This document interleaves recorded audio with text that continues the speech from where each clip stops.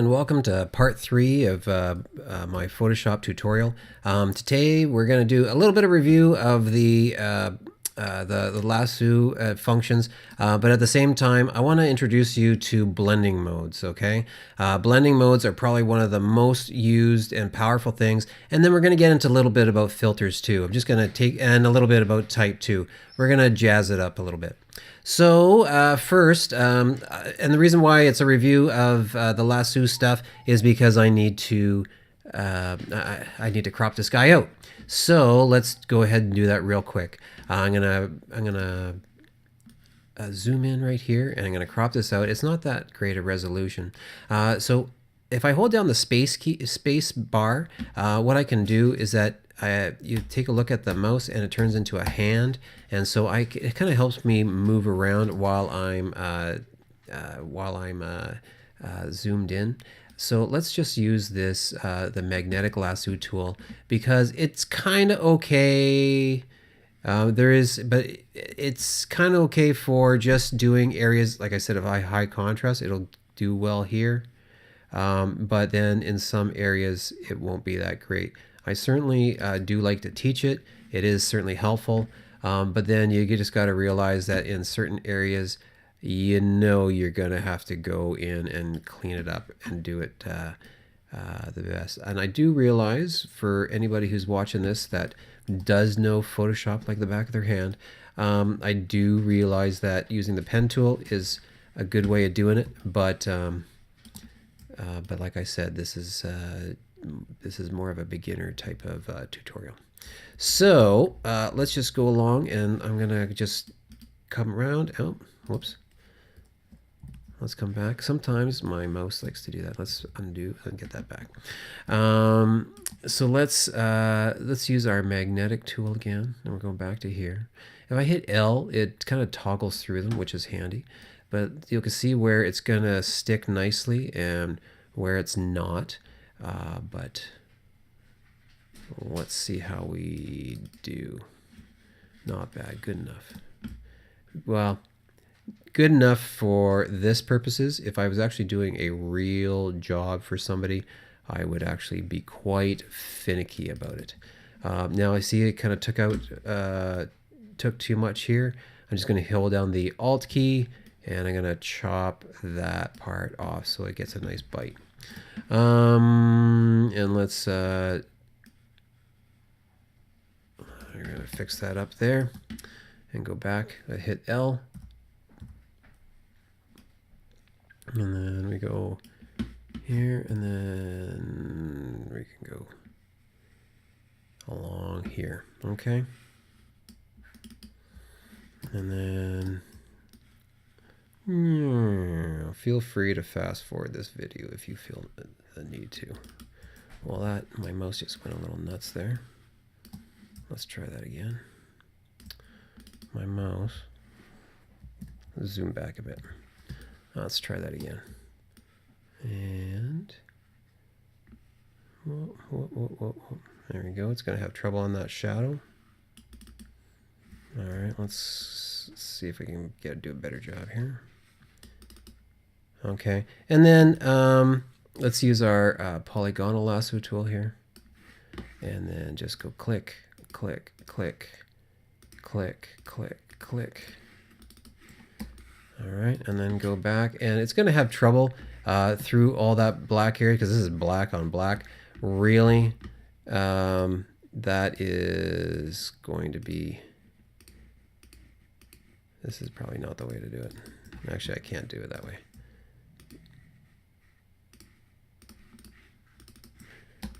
All right, let's go back to our magnetic lasso tool.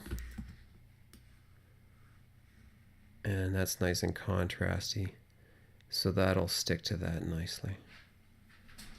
All right. And then go along here. Double click. And we're almost there. Double click. All right. So then let's zoom back a bit. And we do have this area that is, we've done our outside edges. We just need to envelop this area here. So we got the guy selected. All right. So now we've got the motorcyclist selected. Let's copy and paste that. So I'm just going to go copy and paste that into a new layer. And if now he's kind of isolated in his own layer. So good, we're done. Good. So I'm going to do a couple of things here. I'm going to make, I want to just start designing. I want to make this look cool. And so how can we make this look cool? I'm going to show you a couple of tricks. So the first thing I'm going to do is I'm going to add a new blank layer. I'm just going to, these little menu button here, and then I'm just going to go new layer. And a new blank layer. I'm going to call it color, Canadian spelling. And I'm just going to color it, click on my foreground color tool here. And we're going to go with, let's say like a color green here or something. And then I'm going to fill that whole layer with color. If I had a selection, say if I just had like something selected, okay, and then I went edit and fill, and I went fill with my foreground color, which is right there, then it would just fill what's inside this selection. If I don't have anything selected, it would just fill the whole layer, and let's just go do that. All right. Now, that's obviously not what I want for a finished product. I'm going to put this down below here, and I'm going to hide this for a second. So now these are the blending modes. The blending modes are, like I said, probably the one of the most powerful things that you can do in Photoshop. Right here, this menu right here where it says normal. A blending mode is you're changing how a layer interacts with the layers underneath it. So this color here, I want to change how this color changes with anything that's underneath it. So if I take this and say, like, go multiply multiplies this color green with the color of the motorcyclist underneath, like that. Okay, pretty cool. Then, like, there's different things like lighten is similar, screen, color dodge is a cool one. Overlay is a favorite. Don't know why. Everything always looks cool with overlay. Hard light, difference. Yeah, and hue is like more like a sepia tone, and color is like another type of sepia tone type of thing. They're always handy. I'm gonna go to the old fave overlay, and then, well, now let's go with hue. There we go. Color. So I'm going to do this, but I'm not done yet. So now we've got this layer kind of colorized. Now if I have this layer on top, then you can see we've really highlighted the cyclist, and I want to, you're really making him pop. We're going to keep going though. I want to find other ways to make this pop. I'm going to distort the background layer a little bit more. We're going to hide these guys for right now. And the first thing I want to do is I want to duplicate this layer. I'm going to right click or control click and go duplicate this layer, because after I mess up my problems, then I can always just have my backup right here. So I'm going to mess around with this, and let's see, let's go to our filters, and I'm going to go to the blurs. Now let's see, if I went to Gaussian blur, that's just like a regular old blur. You could just like make things like out of focus. I want to go back to blur, go to motion blur, which would be handy for here, because I could make things distorted that way, and I could change the angle of my motion blur. That'd be kind of fun. The one I think I want to do is the radial blur, which is not a radial at all, because you got a couple of options here. You have the radial blur, which is kind of like a spinny type of blur, but I want to do zoom because I want the thing to be coming out at you. So I'm going to move my center over here and just kind of go like about that much. And let's see, like 60 pixels. Let's see how we did. And then boom, the thing's coming out at you. You see a lot of this stuff like in hockey cards, a lot of radial zoom, because like say if I add my color now and then I add my cyclist on top, and he looks like he's coming out at you. I'm still not happy with that one. Let's try multiply. Like I'm never ever happy with things. I always have to just mess with them until I have to mess with them until like I can't mess with them anymore. So let's take it one step further. I'm going to start deleting some of the cyclists because I want them to pop out at you even more. So let's take, I'm going to take this guy and I'm going to right click or control click on it and duplicate that a little bit more.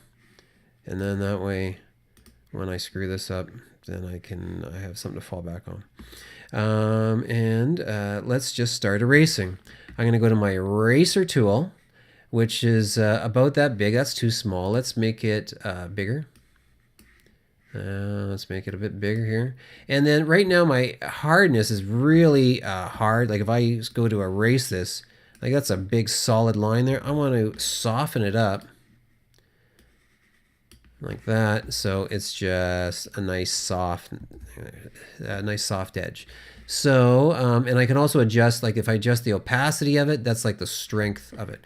But let's just start. I'm just gonna start just doing the edges here. Just start doing it, and like it's looking like he's popping out at you. I'm gonna reduce the strength of my eraser, so I can just kind of click and there. Now he's like, yeah, look at that. He looks like he's coming out at you. Zoom. All right. So now let's add some type. We haven't added any type yet before. Let's see. This is a Yamaha bike. So let's go with. Oh, I got it's the Wheel of Doom here. What is this telling me? Am I gonna die right now? I really don't want to. This is a good tutorial so far. It's going well.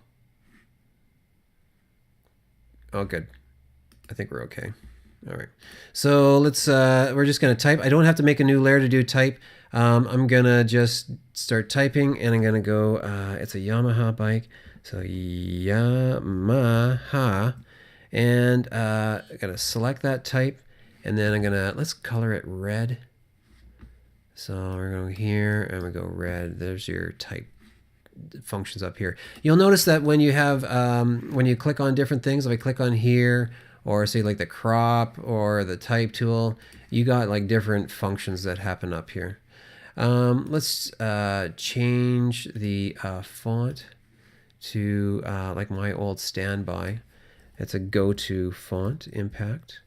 And then let's blow it up. I can either blow it up this way, like go 150 there, or I can just do the old free transform, which is either do this or do either Control or Command T, and I'm gonna blow this up.